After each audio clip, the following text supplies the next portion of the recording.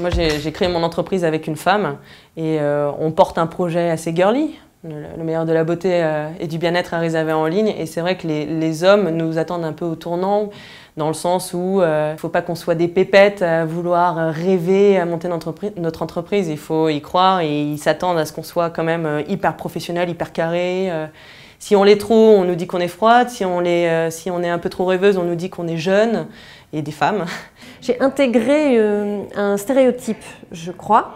C'est ce que j'identifie comme tel, un stéréotype qui dit qu'on ne prête pas facilement, déjà de manière générale, et on ne prête pas facilement à une femme dans la mesure où elle est moins crédible dans sa capacité à porter un projet. Je m'auto-déstabilise avec ce stéréotype et ce préjugé que je porte pour l'instant, puisque à ce jour, personne ne me l'a renvoyé. Moi, personnellement, je n'ai jamais ressenti d'a priori négatif sur le fait que je sois une femme, ni négatif, ni positif d'ailleurs. J'ai toujours senti que j'étais l'égale des hommes.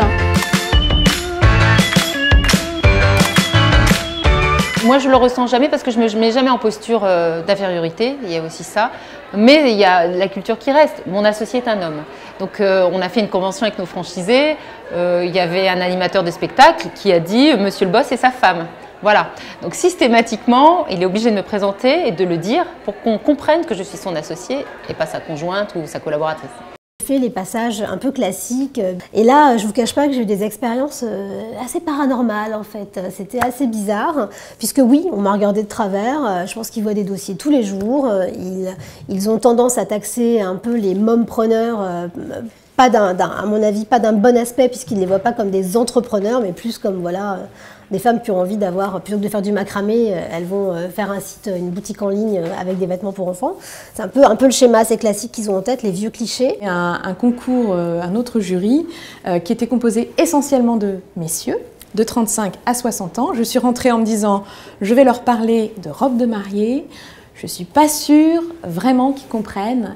Et je suis arrivée première et j'ai gagné 10 000 €.